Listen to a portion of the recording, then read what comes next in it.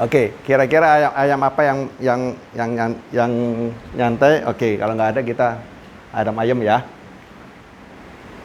Ini ayamnya nyantai. Gimana bos kita sikat hajar pakai odol nggak bos? Lu kira gigi bapak lo gitu ya? Oke, TK apa yang membingungkan? Kita refresh dulu supaya nanti kita nggak bingung. TK apa yang membingungkan? Jawabannya adalah teka-teki silang. Ya, ini TK yang membingungkan, lebih bingung daripada TK-TK yang lain. Kemudian bisa jawab ini kira-kira apa? Bahasanya, saya nggak ada hadiah ya. Kalau ada hadiah saya bisa kasih permen.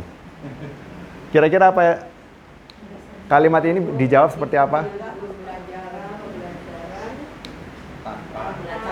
Ya, ini hidup adalah pembelajaran tanpa henti. Jadi kita belajar itu tidak mengenal usia, tidak mengenal waktu, tidak mengenal kondisi. Bahkan dalam kondisi apapun kita harus belajar. Karena belajar itu salah satu syarat kita mencapai kesuksesan. Karena tanpa ilmu, kesuksesan itu ibaratnya adalah hoax ya, karena jalan menuju sukses adalah dengan belajar. Dan kali ini kita belajar tentang ilmu waris. Oke, ini yang biasa saya lakukan kalau di pelatihan ada waktunya, rehat dan sebagainya. Kita punya waktu 1 jam ke depan. Oke, saya teruskan aja. Oke, saya mau menyampaikan kepada Bapak Ibu sekalian yang paling cepat saja ya, biar kita. Jadi, kalau kita bicara mengenai manusia, manusia itu mempunyai siklus seperti ini, dimanapun Anda berada. Dan semua manusia akan dimulai dari yang namanya, kita mulai dari perkawinan ya, tidak mulai dari lahir. Kita mulai dari perkawinan karena masa-masa perkawinan itu adalah masa-masa yang krusial, siapapun orangnya. Kalau orang sudah menikah, dia akan memikirkan banyak hal. Dan mulai pernikahan lah itu kemudian timbul sebuah kehidupan baru. Ini pernikahan yang pertama kali ya, bukan 2, 3, dan seterusnya. Dari pernikahan nanti ujung-ujungnya kalau di kita, yang di syariah, itu ada namanya ibadah ke tanah suci. Makanya ada namanya produk yang baru diluncurkan di syariah, ada yang namanya ASAH. Asuransi Salam Anugerah Harapan ya, akhirnya Harapan. Dan kalau yang lainnya bisa ke Yerusalem, betul ya? Dan semua orang pasti pensiun. Semua orang beli rumah, semua orang punya anak, rata-rata begitu ya. Kalau yang belum dikaruniai anak, mudah-mudahan nanti bisa dapatkan anak angkat atau anak-anak asuh yang lain. Dan yang paling pasti, kehidupan ini ada namanya pengeluaran dan pendapatan. Itu sebabnya kalau kita bicara warisan, kita bicara mengenai ini. Karena orang semua akan meninggal, calon mayat, dan semua orang akan menikmati masa-masa ini yang normal, yang standar. Kalau nggak standar, orang menikah langsung meninggal. Orang belum menikah, sudah meninggal. Orang belum punya anak sudah meninggal, gitu kan? Karena usia itu adalah rahasia Tuhan. Ini sekilas seperti itu. Nah, kalau kita bicara mengenai perencanaan warisan, kita mau kasih tahu nih kepada masyarakat atau kepada klien-klien kita, kalau kita merencanakan warisan, kita jadi tahu nih harta ini kita gunakan untuk apa saja. Karena warisan itu sebenarnya bukan untuk kita pribadi, tapi untuk ahli waris kita, anak-anak dan keturunan kita, pasangan kita. Makanya kalau ada orang yang, mohon maaf, kalau dia mencalonkan diri jadi caleg gitu ya misalnya, berarti dia sudah mengorbankan uang itu untuk biaya kampanye, yang mana itu adalah salah satu perwujudan daripada aktualisasi diri dia. Kalau dia gagal, berarti uang yang dia pakai untuk caleg tadi sekitar 5 miliar, 10 miliar, itu adalah uang warisan yang harus dia ganti. Kalau dia tidak berhasil. Bagaimana cara menggantinya? Kan susah. Kalau orang sudah berhutang dengan orang lain untuk kampanye, akhirnya dia harus berganti salah satunya dengan cara seperti ini. Menggunakan asuransi, gitu ya, salah satunya. Kemudian kita perlu namanya memelihara kesejahteraan keluarga. Jangan sampai kita menjadi orang yang lebih besar pasak daripada tiang. Lebih besar nilainya hutang ketimbang aset. Dan paling penting karena kita adalah makhluk sosial, kita perlu gunakan uang itu untuk kemaslahatan. Jadi untuk masyarakat umum. Sekarang banyak namanya identitas yang bernama sociopreneur. Sociopreneur berarti orang-orang yang sudah aktivitasnya sudah memikirkan orang lain. Sudah banyak namanya filantropi atau orang-orang yang mau mendharma baktikan harta dan dirinya untuk kepentingan orang lain. Sebenarnya warisan seperti itu. Jadi kita tidak memikirkan diri sendiri, tapi kita memikirkan kelangsungan hidup orang lain. Makanya di warisan itu ada namanya kata-kata pelestarian harta. Warisan itu terkait dengan namanya pelestarian harta. Kalau sudah tidak lestari, tidak ada yang diwariskan. Yang ada adalah hutang. Seperti itu. Nah, oke. Saya langsung tuduh poinnya saja. Ada beberapa ide dasar atau ada beberapa sales idea yang mungkin kita bisa pakai untuk menyampaikan kepada rekan-rekan kita yang muslim, gitu ya. Rekan-rekan kita yang muslim. Karena mereka rata-rata dari 10 orang yang kita wawancarai di jalan, street eksperimen, itu kalau ditanya tentang waris, mereka tidak tahu, 9 orang tidak paham tentang waris, apalagi waris Islam. Nah ini kesempatan, kalau yang ngomong non-muslim, biasanya tanpa debat. Kalau yang ngomong sesama muslim, debatable. Jadi kayak orang debat pilpres gitu ya, atau debat cawapres gitu ya. Kalau ini kan tidak pernah ada debat, karena yang ngomong orang lain gitu ya, yang tidak paham tentang agama Islam. Yang pertama perlu kita sampaikan, apakah Bapak Ibu tahu, jika menunda pembagian waris, itu berpotensi menelan api neraka. Itu perlu ditanya gitu, karena ada orang meninggal, sejatinya orang meninggal itu, dia tidak memberikan kepada ahli warisnya, tidak memberikan kepada orang lain. Tapi yang perlu diketahui adalah, kita perlu tahu arti dari ahli waris. Secara gampang dan sederhana, ahli waris itu dibagi jadi 2. Kalau di hukum Islam, kalau di hukum perdata itu ada 4 golongan. Ya, di hukum perdata, di hukum positif. Kalau yang di Islam itu ada 2 yang paling penting. Secara nasab itu adalah keturunan. Keturunan itu berarti ada yang di atas, ada yang di bawah. Berarti kita punya orang tua adalah anak. Jadi atas dan bawah. Semua orang pasti punya orang tua. Tapi tidak semua orang yang meninggal punya anak. Paham ya? Kalau semua orang dilahirkan dari orang tua, pasti ada orang tuanya. Pertanyaannya, orang tuanya masih hidup apa tidak? Kan begitu. Kalau masih hidup, dia dapat waris. Kalau dia tidak hidup, pada saat kita meninggal, berarti warisnya nggak ke orang tua, karena orang tua sudah meninggal. Tapi kalau orang-orang yang dikarunia anak, berarti dia akan memberikan kepada anak. Garis keturunan ke bawah. Ya, berarti kalau dalam satu keluarga itu namanya keluarga batih. Di dalam ilmu sosiologi namanya keluarga batih. Ada orang tua, ada anak kandung. Anak kandung itu bisa dari perkawinan pertama, 2, 3, dan 4. Dan seterusnya. Kadang-kadang dia menikah beberapa kali. Atau yang poligami. Poligami itu bisa sampai 4 istri gitu ya. Semua orang akan menikah. Tapi menikahnya 1 kali, 2 kali, 3 kali tergantung dari takdirnya. Gitu ya. Jadi anak kandungnya bisa jadi anak kandung dari beberapa istri yang sudah meninggal atau istri-istri yang masih hidup. Yang kedua adalah dari status perkawinan. Semua orang kalau menikah, itu nanti ahli warisnya adalah pasangannya. Pasangannya kepada siapa? Kalau suami, pasangannya adalah istri. Kalau istri, pasangannya adalah suami. Suami bisa punya 1 istri, 2, 3, 4. Kalau istri hanya punya 1 suami. Tidak ada namanya poliandri. Kalau poligami ada. Kalau Mas Andri banyak di mana-mana gitu ya. Tapi kalau sudah pakai kata poliandri, itu tidak ada. Yang ada politron gitu ya. Gitu. Ibu-ibu pasti punya politron. Poliklinik juga ada gitu ya. Politik juga ada. Ini jawabannya adalah, bagaimana dampak kalau menunda waris? Jadi kalau kita meninggal, kadang-kadang orang itu tidak berikan kepada ahli warisnya, disimpan sendiri. Kalau yang meninggal suami, istrinya mengambil haknya. Diambil sendiri, alasannya anaknya masih kecil dan sebagainya. Nanti aja uangnya saya berikan kalau anak-anak sudah besar. Ternyata uang yang disimpan itu sama dia tergoda oleh orang lain. Tergoda sama berondong, kawin sama berondong, anak-anak muda. Dibelikan harta, dibelikan aset dan sebagainya, berfoya-foya keliling dunia, healing-healing dan sebagainya. Akhirnya uangnya habis. Anaknya tumbuh besar, minta harta warisan, bapaknya hartanya udah habis. Ibunya nggak bisa jawab. Tapi yang paling parah kalau dia kawin sama berondong. Dan banyak sekali berondong-berondong yang mulai mengincar janda-janda kaya yang masih muda yang punya harta seperti itu. Ini salah satu contoh. Ini kejadian di Lombok ya. Bagaimana anak menggugat warisan kepada ibunya karena ibunya tidak bayar. Jadi ini di Lombok, kalau ibunya namanya Prayati Ningsih, anaknya namanya Ruli. Ibunya usia 52, usia seperti kita ya, maksudnya usia tidak terlalu tua. Tapi sudah ke pengadilan hanya gara-gara ibunya mengatakan bahwa almarhum suaminya meninggal itu warisan jangan dibagi karena ada namanya permintaan dari suaminya. Tapi Ruli, anaknya itu tetap ngotot agar tanah itu dibagi, padahal wasiat bapaknya tidak boleh dibagi. Jadi dia tidak ingin berdamai, saya pun tidak ingin berdamai. Jadi perkaranya lanjut ke pengadilan agama. Ini pengadilan agama, ya. Kemudian sampai-sampai Ibu Ningsih ini, Prayati Ningsih ini minta supaya mengancam air susu yang sudah diberikan kepada anaknya itu harus diganti. Bayangkan, hanya kayak begini aja orang kemudian anak dan ibu bertengkar di. Ini kejadian hanya karena ini, hanya karena menunda, jadinya bertengkar seperti ini.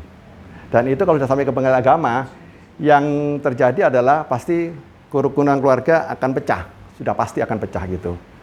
Mohon maaf, Nggak apa-apa, nggak apa-apa. Jadi kita ingin sampaikan kepada masyarakat, jangan sampai menunda waris. Jadi menunda itu ada beberapa hal, karena dia tidak paham ilmunya. Tapi rata-rata sebagian besar karena tidak paham ilmunya. Tidak paham ilmu, sehingga dia mengatakan bahwa kalau harta suami, harta saya. Padahal di Islam itu tidak mengenal harta bersama. Atau harta gunung gini. Jadi kalau suami meninggal, 50-50 tidak ada. Harta yang diajarkan di Islam itu ya adalah harta suami, harta istri, harta istri. Tidak selamanya istri itu bekerja atau berpenghasilan. Sehingga kadang-kadang istri itu nggak punya harta. Jadi istri punya harta itu kalau di Islam cuma ada beberapa hal. Yang pertama dari nafkah. Semua orang kalau menikah pasti dikasih nafkah. Yang kedua dari namanya adalah harta bawaan. Kadang-kadang istri itu sudah bekerja duluan sebelum menikah, sudah berpenghasilan. Dari harta penghasilan sebelum dia menikah, dia belikan rumah, aset dan sebagainya. Itulah harta bawaan. Yang ketiga, harta yang didapat dari namanya hibah atau warisan. Istri itu kan punya orang tua nih. Orang tuanya meninggal karena orang tuanya kaya, dia dapat warisan. Kemudian ternyata istrinya itu dikasih hibah sama saudara-saudaranya atau paman omnya, tante, pak, budenya dan sebagainya. Karena dia anak yang paling disayang dalam keluarga besar, terus dia ulang tahun atau dia ada prestasi dikasih hadiah, bisa emas, bisa kendaraan atau apapun. Jadi cuma ada 3. Jadi dari harta yang didapatkan itu, harta yang dia miliki adalah harta dari nafkah, harta dari bawaan yang dia dapatkan sebelum menikah, yang ketiga waris atau hibah. Selain itu dia nggak dapat harta apapun. Jadi istri itu tidak punya harta apapun kecuali 3 itu. Keempat ini kalau dia bekerja, berarti dia dapatkan harta dari penghasilan. Tapi kita anggap saja istri bukan istri seperti yang ada di sini. Para istri yang mandiri, namanya adalah macan sadis, mama cantik sadar bisnis. Gitu ya, namanya macan sadis, mama cantik sadar bisnis gitu ya. Jadi kita kalau begitu penghasilannya ada 4. Hartanya ada 4 macam. Tapi kalau ibu rumah tangga, ibu RT gitu, cuma ada 3.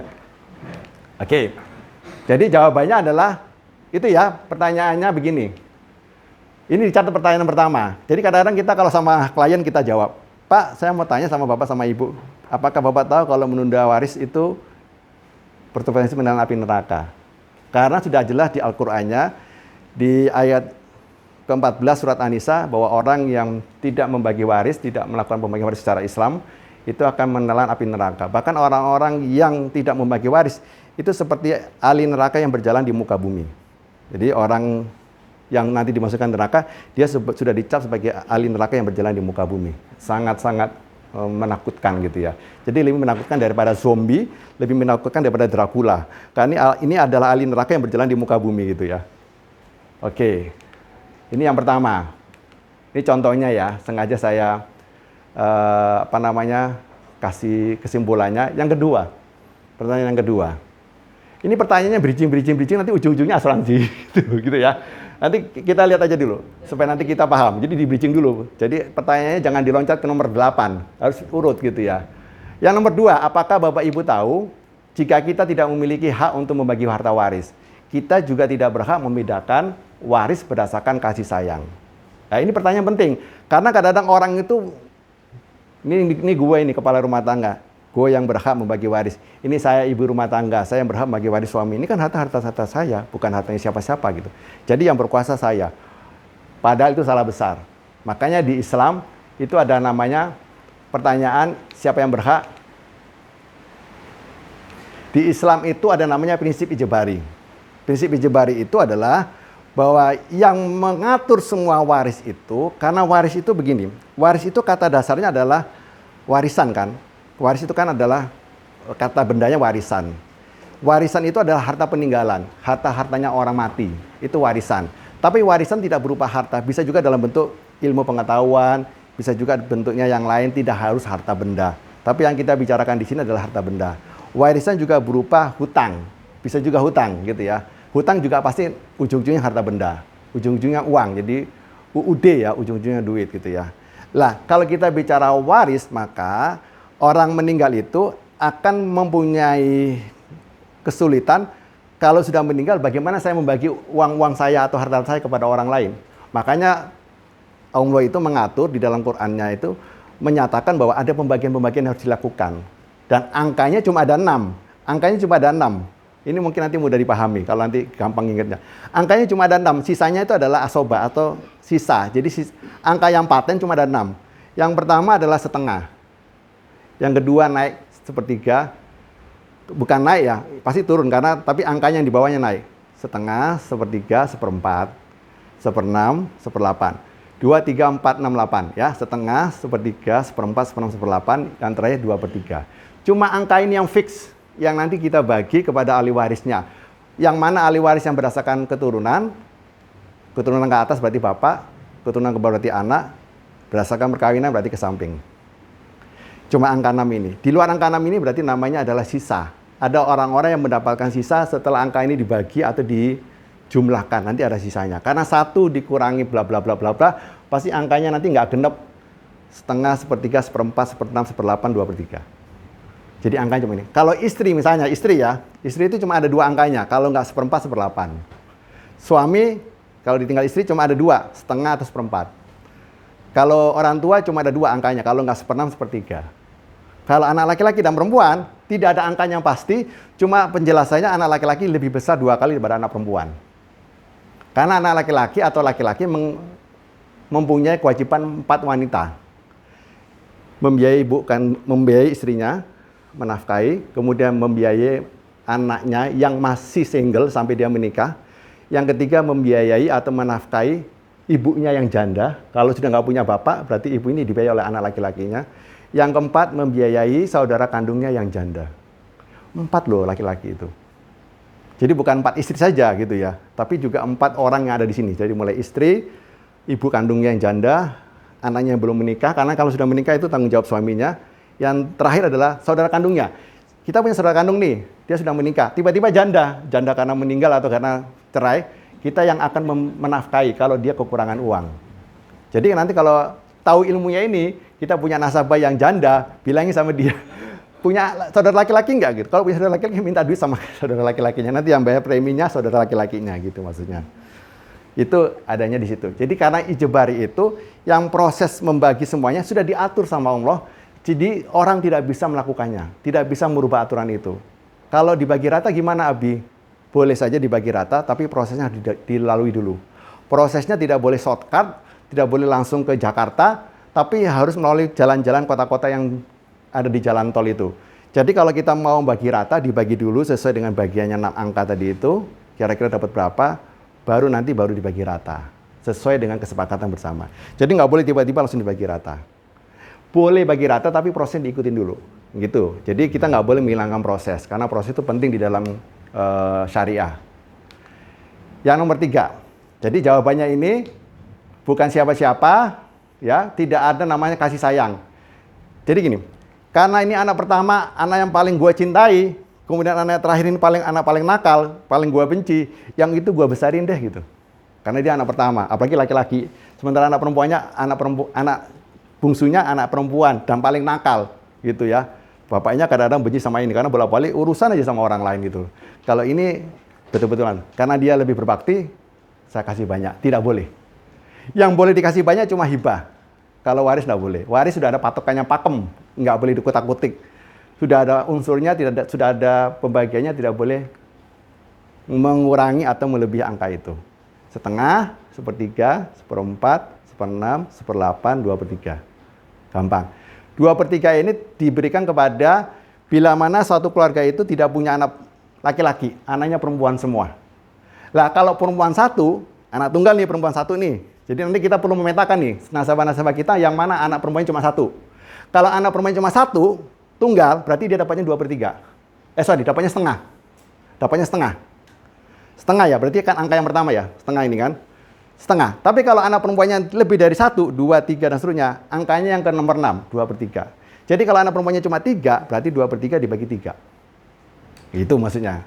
Kalau anak perempuannya 1, harta separuhnya bapaknya yang meninggal, atau harta ibunya yang meninggal itu, separuhnya untuk anak perempuannya. Nah, jadi nanti ada potensi harta itu akan lari ke samping yang tidak berhubungan dengan nasab, atau dengan perkawinan. Bisa jadi lari ke samping itu lari ke saudara-saudara kandung si mayit. Kalau anaknya perempuan semua.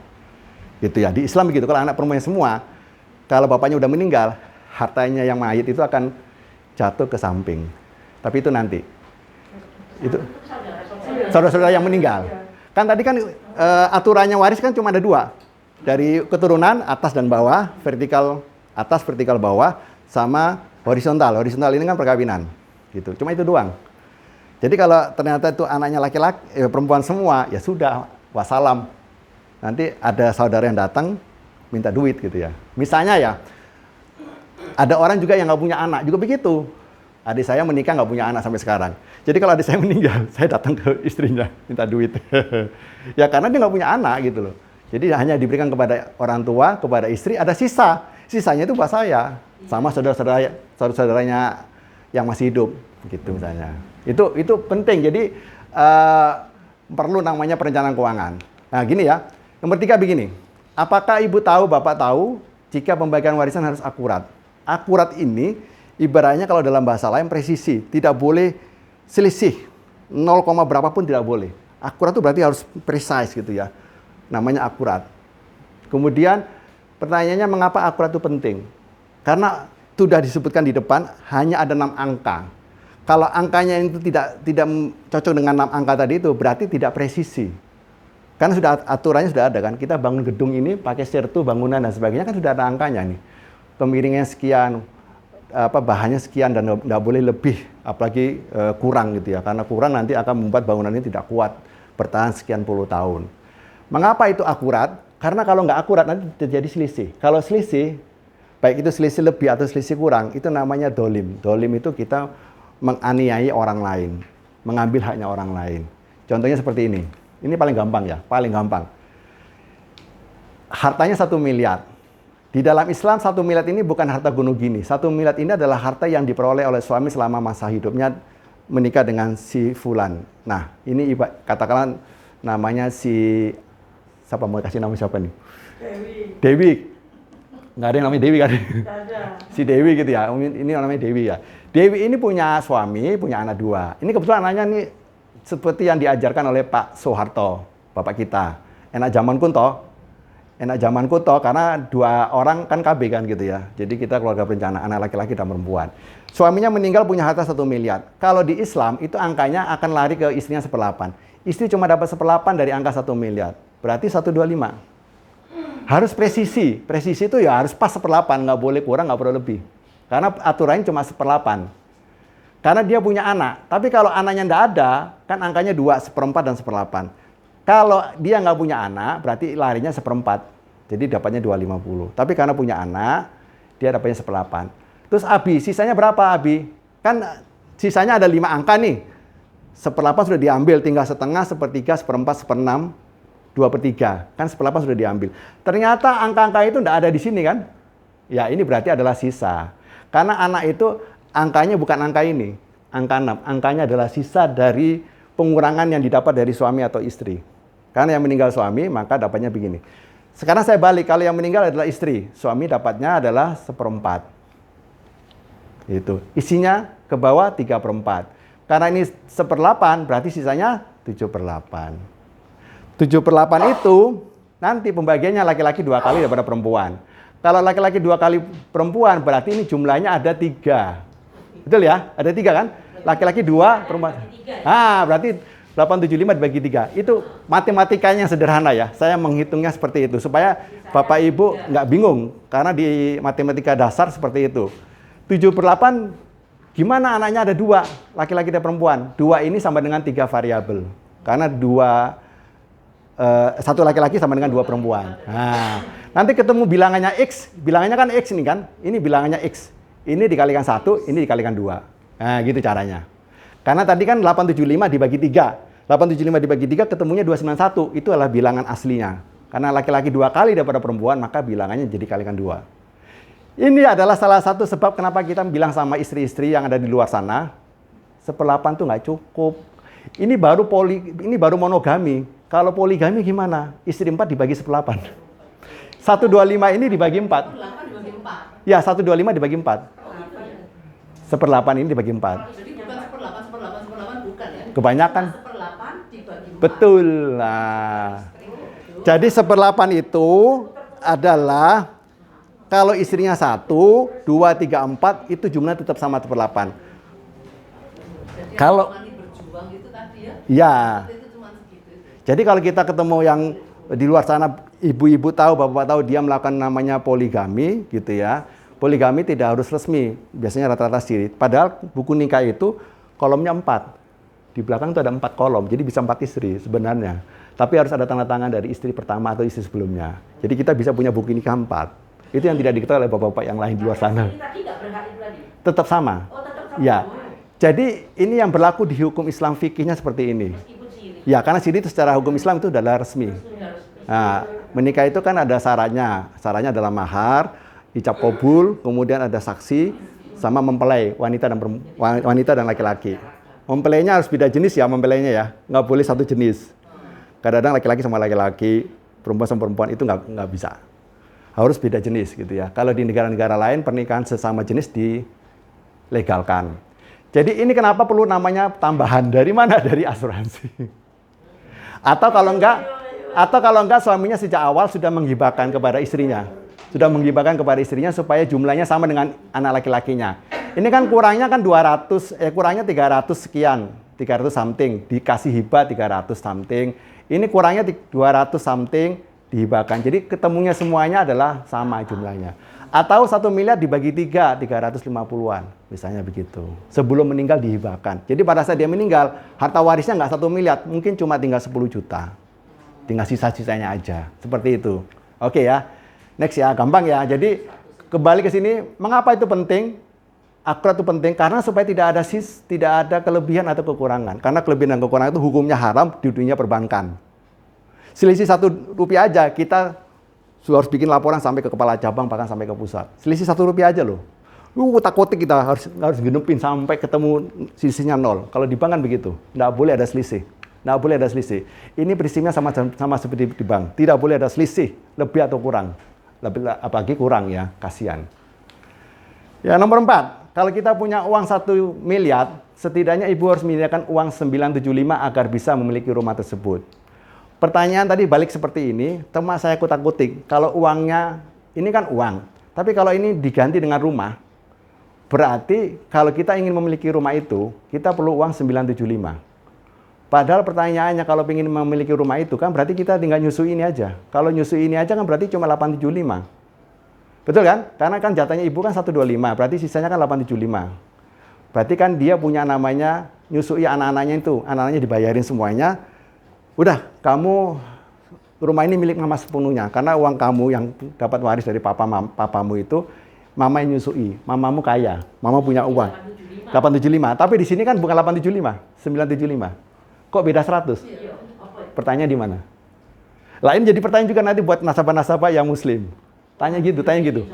Kalau ini rumah ya, 1 miliar harganya. Kalau meninggal, ibu itu buat nyusui rumah ini, supaya bisa memiliki rumah ini sepenuhnya, itu nggak 875 loh, Bu. 975.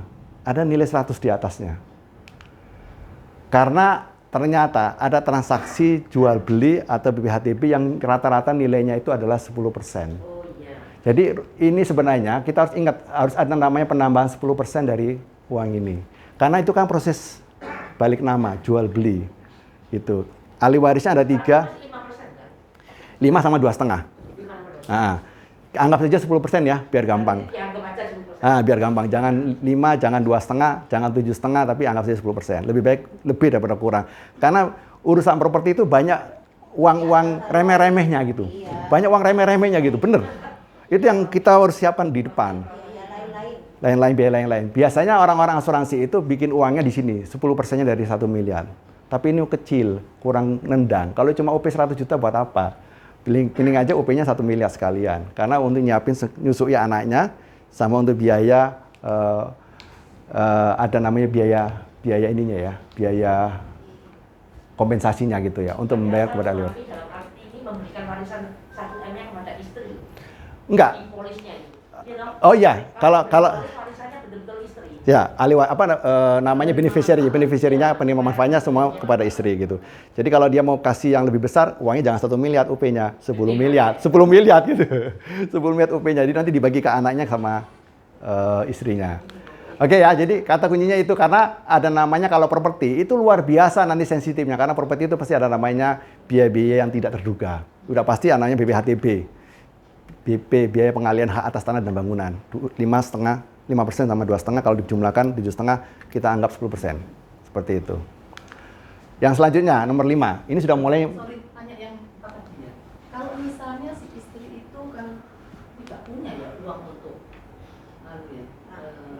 menggantikan itu tadi. Begitu suami kasih UP. Suami membeli UP lah. Kalau enggak punya, Maksudnya untuk nakut-nakutinya dulu. Kalau dia enggak punya uang terus berarti kalau nggak punya kembali ke skenario awal.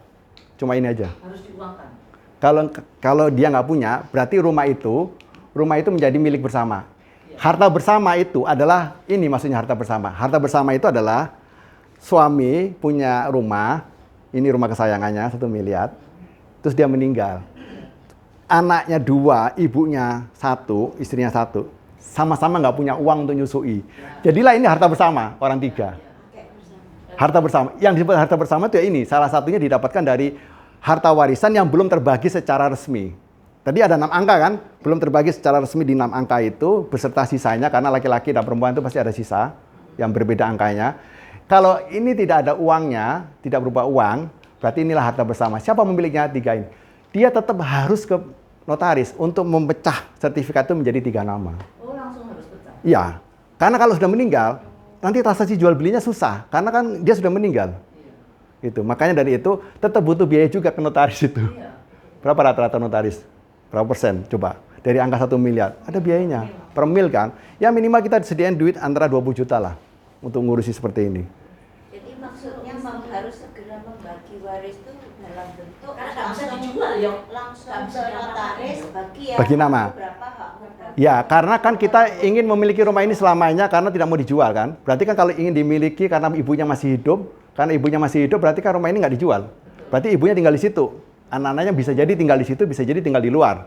Anggap saja anak-anaknya tinggalnya di luar karena sudah menikah. Berarti kan rumah ini nggak dijual karena kita menghormati ibu. Anaknya nggak bisa nyusui, ibunya juga nggak bisa nyusui. Ya wes dibagi, dibagi ke notaris jadi harta bersama. Nanti kalau ibu, ya. Di atas kertas ya. Iya, di atas kertas. Nanti kalau laku dijual baru selesai pembagiannya. Ya, silakan. Seperti tadi itu yang lebih itu angkanya lebih ya. Kalau ada lebihnya itu kan yang ke samping itu tadi. Padahal ini rumahnya nggak bisa diuangkan. Iya. Jadi nilainya itu kan nggak pas itu tadi ya. Gimana itu kelebihan angkanya itu? Jadi gini, rumah itu kan anggap saja 1 miliar. 1 miliar. Berarti kan istri kan dapat 125. Iya. Anak 2 ini kan dapatnya segini. Pas 1 M kok. 1 M. Oh ya, yang ini pas Ini Pas saya kan? 1 M. Ah, pas. Jadi gini loh teman-teman. Satu Kalau M. anaknya perempuan semua, Kalau anaknya perempuan semua, ini kan 125. Kalau anaknya perempuannya 1, berarti setengah dari 1 miliar berapa? 500 ya. Berarti 500 ditambah 125, Ada sisa ya. berarti berapa? 675 kan? 675 sisanya berapa? 325. Nah itu yang ke samping. 325 lari ke saudara kandungnya Suami. yang masih hidup. Iya. Ipar loh, jatuhnya ipar. Pertanyaannya sama ipar, nggak rela loh ya. rukun nggak sama ipar? Sama ipar nggak rukun ya sama ipar. 375 loh, 375. Kalau anaknya 1, kalau anaknya 2 perempuan, berarti 2/3. 2/3 kalikan ini berapa? 600 sekian ya. Iya, iya. Nah, 125 ditambah 600. Gimana? Tolong dari pembagiannya. Vin. Kalau anak perempuan 1 kan setengah. Iya. Berarti kan 500 ditambah 125. Sisa 375. 375 sisanya kan dibagi ke saudara kandungnya suami yang masih hidup. Berarti iparnya kita berarti ya. Kalau anak-anak manggilnya paman gitu ya, atau tante. Namanya suami ya. Kalau anaknya 2 perempuan semua, 2, 3, 4, 5 pokoknya lebih dari 1, itu hitungnya 2/3. 2/3 ditambahkan dikalikan ini aja 2 anak lah. 2/3 berarti berapa? 600 sekian kan. Dibagi 2, kan anaknya 2 kan? Berarti 300. Karena perempuan-perempuan. Nah, kalau anaknya 3 berarti 600 dibagi 3. Anaknya 4, sisanya 600 ditambah 125, 7. Sisanya ke samping itu. Samping juga. Tapi biar suami semua. Ya. Tidak sisa. Berarti ada rumusnya sudah. Ada. Tapi kalau anaknya banyak, misalnya anak laki 2, anak perempuannya 3. Anak laki 2, ya, anak laki 2, perempuan 3. Perempuan 3. Laki 2 sama dengan berapa perempuan? Hanya 2. 2 kalinya. Berarti 4. 4 tambah 3, Diratain ya. 7. Oh. Ah, 875 dibagi 7. Oh gitu. Oh, 875 Bagi 7, ketemunya bilangannya X itu ini, nanti kalikan 7. Gitu. Kalikan 2, laki-laki kali 2. Sing susah kalau nggak punya anak laki ya. Heeh. Pokoknya setelah dikurangin buat istri gitu. Bentar. Gimana? Bu? Nah, tadi kan kalau anak perempuan jadi kan itu tujuh Ah. itu. Terus kalau plus ibunya, kalau nggak ada lebihnya berarti kan nggak usah. Jadi begini, selama dia ada anak laki-laki itu pasti habis. Ya, Pasti habis. Iya, ya, itu. Ya, Pasti habis. Nggak sampai keluar. Nggak sampai keluar. Makanya anak laki-laki itu sangat penting di agama manapun, di bangsa manapun. Anak laki-laki itu penting. Dia satu ya. Meskipun satu. Contohnya gini, saya balik ya. Ini nggak usah anak dua. Ini anaknya cuma satu laki-laki. Tadi kan beda kalau anak perempuan. Kalau anaknya satu laki-laki, berarti 78 diambil dia semua. Contohnya gini. Dia suami meninggal. Sebentar, saya ulangi. Ini yang ekstrim ya. Ini suami meninggal, ini istrinya udah meninggal duluan. Oh iya. Ini kan berarti kan dia cuma punya ini sama ini. Iya. Ini meninggal, uangnya 1 miliar lari ke sini semua. Oh gitu.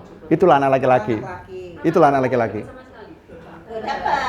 Kayak ini kita ekstrim ya, nggak ada anak perempuan, cuma satu anak tunggal. Makanya kalau anak tunggal perempuan dengan anak tunggal laki-laki beda banget gitu. Nanti kalau ketemu kasus di mana keluarga itu anak tunggalnya perempuan atau anaknya cuma perempuan semua gitu, enak sudah gitu. Apalagi gini, anaknya memang ada laki-laki, tapi anak laki-lakinya meninggal duluan ketimbang bapaknya.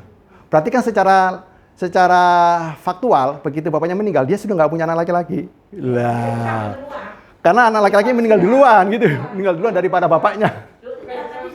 Jadi kalau anak lakinya itu sudah meninggal duluan, hartanya kepada siapa? Jadi gini, kalau anak laki meninggal duluan, ini yang nyetor ke sini.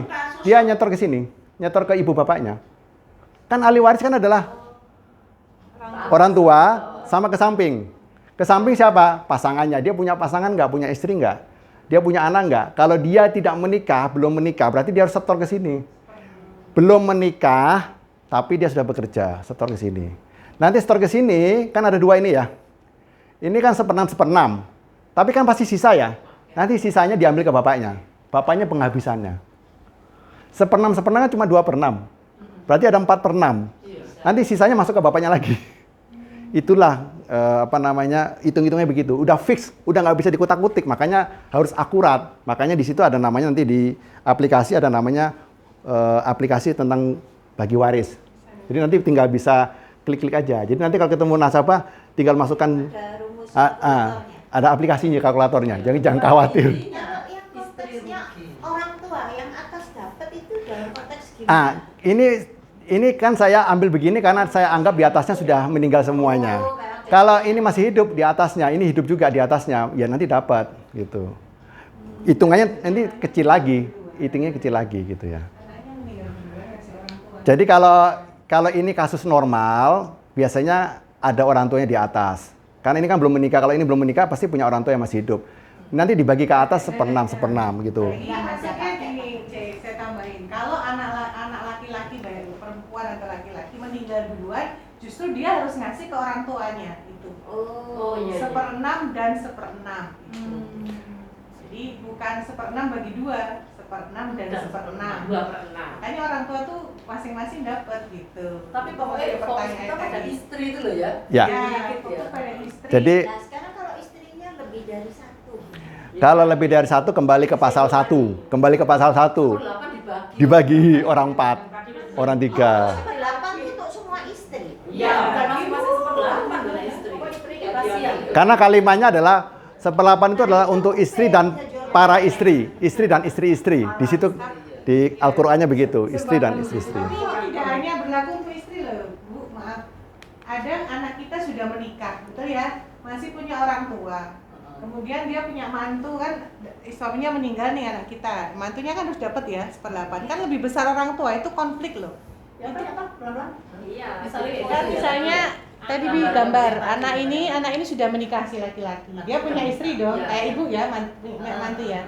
Tiba-tiba anaknya meninggal nih.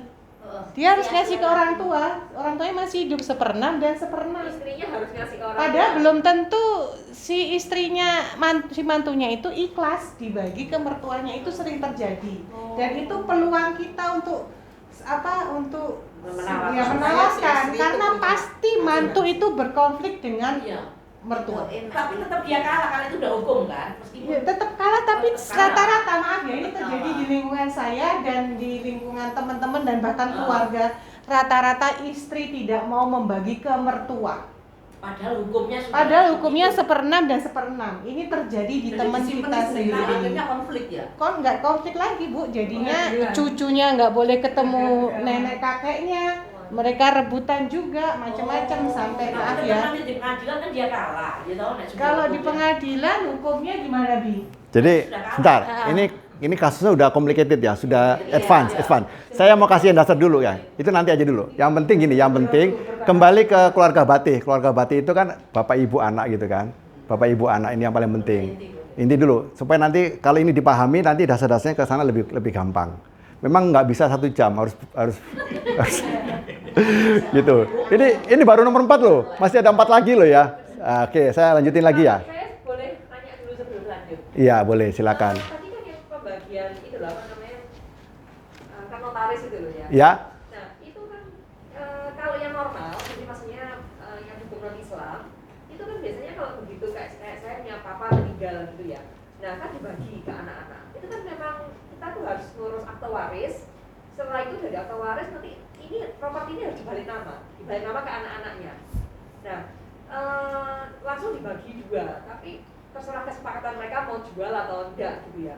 Nah, ini sebenarnya sama ya berarti ya? Sama. Jadi kayak tadi itu mesti kayak harus tapi enggak perlu ngurus akte waris mungkin kalau di hukum Islam. Jadi gini, Bisa langsung orang meninggal itu kan pasti nanti ada namanya surat meninggal kan, harus kita surat kematian, pasti diurus.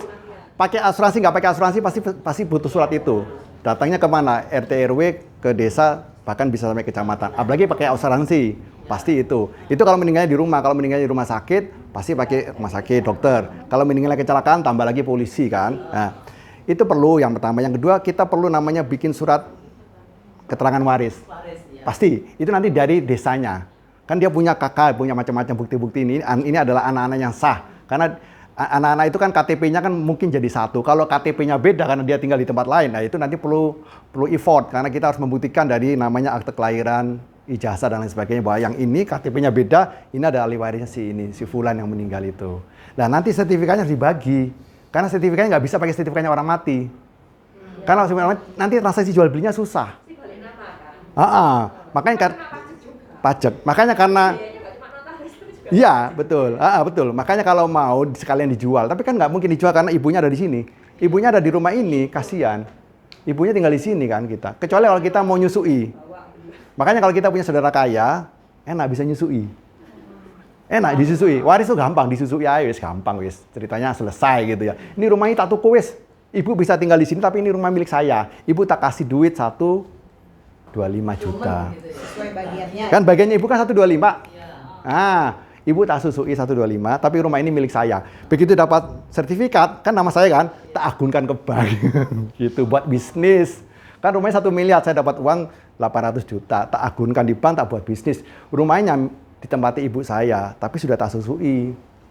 Gitu. Nah itu salah satu trik-trik yang memang harus kita pahami supaya ibu itu nggak terusir. Atau ibu dikoskan, atau dikontrain rumah yang kecil-kecil misalnya. Gitu. Tapi rumah ini kan pasti rumah peninggalan yang punya nilai historis kan. Biasanya nggak akan dijual. Seperti rumah ini. Ini mungkin rumah ini punya nilai historis karena rumah ini sudah ditempati berpuluh-puluh tahun oleh penghuninya. Sekarang aja dia dikontrakan misalnya. Tapi kalau dijual mungkin eman gitu.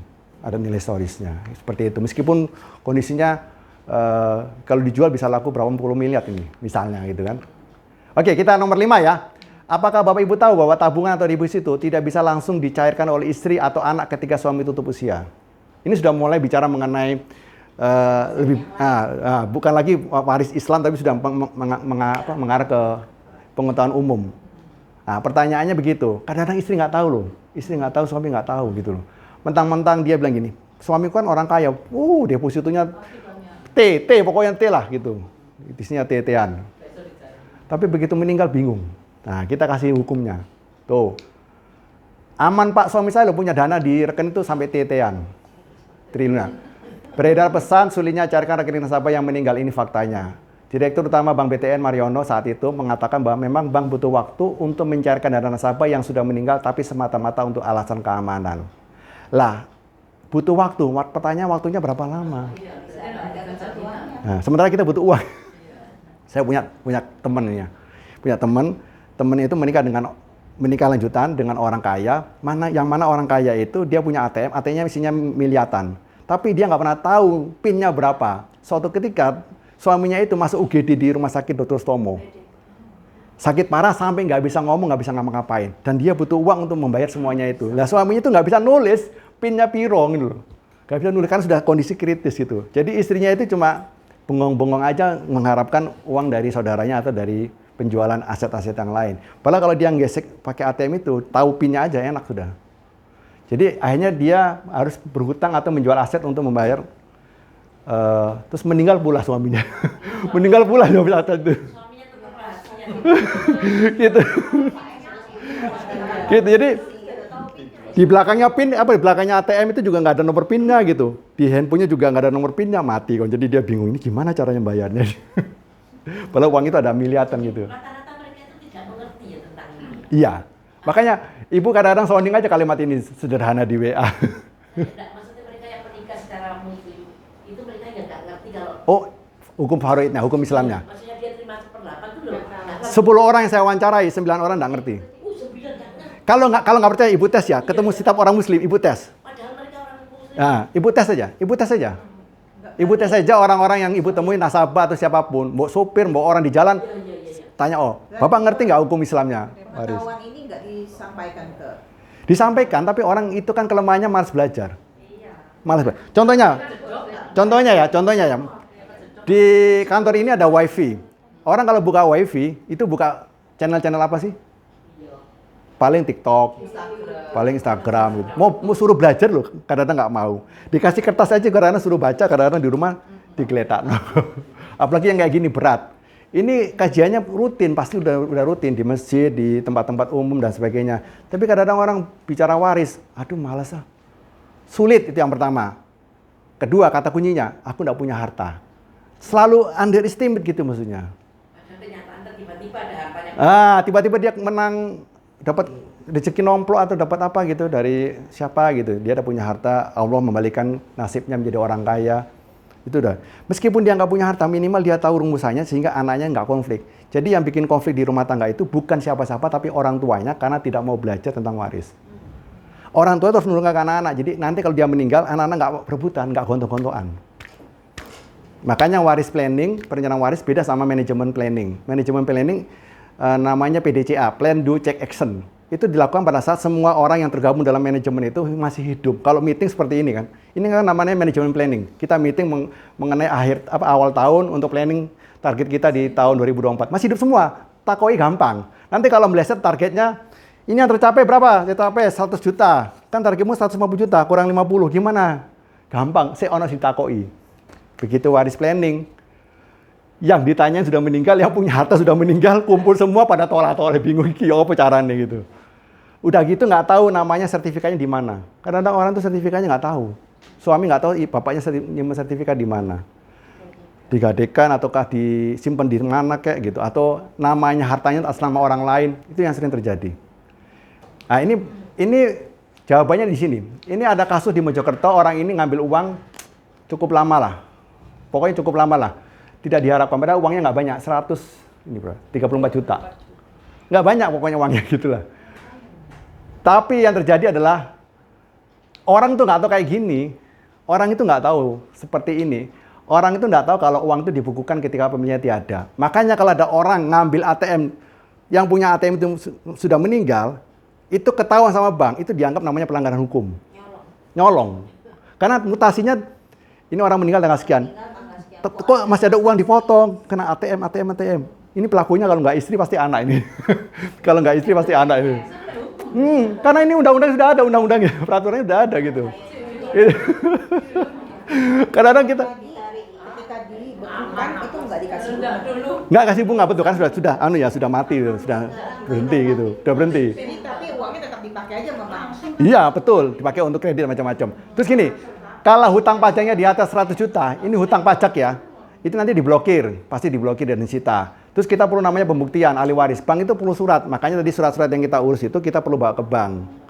Gitu kan, nanti kita kasihkan kepada pemilik banknya, ini loh ahli warisnya yang sah seperti ini. Karena kadang-kadang bank itu takut, nanti dikasih kepada si B, istrinya yang ini, tiba-tiba nanti ada istri lain yang nyusul. Istri lain nyusul gitu. Nah, repot juga gitu nanti. Nah, ini proses pencarian seperti ini. Kalau 200 miliar atau 200 juta misalnya, prosesnya panjang. Nah, gitulah. Nah, ini hanya flow chart-nya aja, tapi yang paling penting kita perlu tahu ini yang perlu disiapkan. Jadi sebelum meninggal, kadang-kadang saya sampaikan ke nasabah-nasabah itu perlu disiapkan semuanya, bukti-buktinya, fotokopinya. Nanti begitu meninggal gampang kita nggak bingung, maksudnya nggak bingung dokumen-dokumennya apa. Karena dokumen waris di asuransi sama di bank itu hampir sama. Cuma kalau di bank perlu pembuktian, kalau di asuransi kan tidak perlu pembuktian, hanya namanya tertulis saja yang bisa kita berikan. Oke ya, ini proses pencarian warisan ke ahli waris. Ini ada fotokopi, ada akte perkawinan, buku nikah, kalau sudah menikah, atau akte kelahiran. Fotokopi akte kematian sudah pasti. Ibu kalau punya buku, tabungan dan sebagainya, itu perlu disampaikan. Karena kadang kita tahu rekeningnya sekian, nomornya sekian, tapi nggak bisa membuktikan bilietnya sama bukunya. Sama bank nggak diterima. Ini wajib buku ini. Bukunya tetap ya? Buku tabungan, buku biliet deposito, atau apapun yang berhubungan dengan itu. ATM-nya sudah pasti ATM kita punya. Ya, tokennya itu milik bank semua. Nah, yang berhubungan dengan itu, bukti. Kadang-kadang kita itu depositonya 1 miliar, tapi bilietnya kita nggak pegang. Sama bapaknya disimpan di SDB. SDB-nya kan sudah nggak bisa dibuka. Kecuali kalau kita punya kuncinya. Itu, jadi repot ya. Harus ada asli. Pak Firji, ini apa? Sekarang tuh kan semua pada pakai digital. Rekening kita buka pakai digital. Banyak kan sudah. Naruh deposito pun tidak ada bilietnya, langsung ambil di aplikasi, ada penawaran apa. Bentuknya begitu semua, digital semua. Sekarang udah nggak ada buku. Kalau digital semua, tidak masalah. Berarti kan kita bisa nanti melengkapi tanda-tanda yang lain. Minimal kalau kita pakai digital, minimal handphonenya itu bisa kita jadikan bukti. Handphone almarhum nih loh. Yang penting passwordnya ngerti passwordnya gitu. Paling enak kan passwordnya jempol kan gitu. Ya jempolnya diginikan aja gitu kan. Nah gitu. Kalau pin ya repot. Apalagi begini, pakai tanda apa tuh? Pakai tanda itu yang pattern ya. Wah, bingung lagi pattern apa iki polane. Gitu. Gak kebuka-buka. Itu kayak gitu ya. Semuanya anggapannya keluarga nggak tahu, tapi istrinya ini tahu, diberitahu sama suaminya. Terus dia ini begitu terjadi nih, terus dia pindahin dana-dananya. Sebenarnya kalau nggak ketahuan ya nggak bisa apa-apa gitu dia. Betul nggak? Pada saat meninggal pindah dana. Iya, setelah meninggal. Kalau pada saat meninggal pindah dana itu masuk dalam pasal ini tadi, klausul tadi pencurian. Jadi bank itu kan membukukan dana. Mungkin selama nggak ada tuntutan dari Sorry. yang lainnya Iya, betul. atau apa, Betul. tidak akan dibuka. Tapi begitu ada tuntutan loh, ini uangnya diambil. Khawatirnya ahli waris itu kan meskipun anak sendiri, anak kandung, kadang-kadang hasutan daripada pasangannya. Anaknya baik, nggak masalah. Pasti taat sama orang tua. Pasangannya itu loh yang belum tentu taat sama mertua. Taat sama mertua, digesek-gesek. Ibumu loh, sudah ngambil uangnya bapak loh. 1 miliar, kamu kok nggak minta? Ya itu digesek-gesek gitu loh. Pasangannya yang gini-gini gitu loh. Ngomporin, itu biasa terjadi gitu. Oke, sudah jam 3. Tenang, masih ada 2 lagi. Nomor 6, ini penting nomor 6. Ini berlaku untuk semua orang yang punya anak angkat, tiri, dan mantan yang muslim ya. Itu. Jadi yang namanya status angkat, tiri, dan mantan itu bukan ahli waris. Termasuk mertua dan menantu. Itu bukan ahli waris. Karena dia tidak berdasarkan keturunan, tidak berdasarkan perkawinan. Yang namanya anak tiri, angkat itu sama statusnya, anaknya orang lain. Berarti dia punya namanya orang tua sendiri. Punya orang tua sendiri ya. Yang namanya... Walaupun sudah secara legal dia sebagai anak sah. Kalau di hukum positif memang bisa. Ada nanti aturannya. Tapi kalau di hukum Islam itu yang fikihnya nggak bisa. Karena orang harus punya namanya jalur biologis. Itu. Jalur biologis gitu ya. Jadi kalau di hukum positif itu bisa karena undang-undang mengakomodasi itu. Jadi jangan khawatir kalau memang Tapi kalau di hukum Islamnya tidak bisa. Terus mantan ini kan berhubungan perkawinan. Bukan hubungan anak. Kalau anak kan pasti nggak ada mantan. Tapi kalau pasangan pasti ada mantan. Mantan tahu artinya? Manusia tanpa jabatan. Iya, betul juga. Itu ya, mantan itu. Makanya buanglah di tempat sampah gitu. Tapi jangan anaknya, mantannya aja gitu maksudnya. Oke, ini yang saya bedakan. Hukum positif sama hukum Islam. Kalau hukum positif itu ada namanya golongan-golongannya. Ini golongannya kalau ahli waris ada 6 malah gitu ya. Ada 6. Golongan pertama itu kalau di perdata itu anak atau pasangannya. Kalau kita kan suami istri. Ini berarti nanti ke samping. Ini ke atas orang tua. Nah, seperti ini.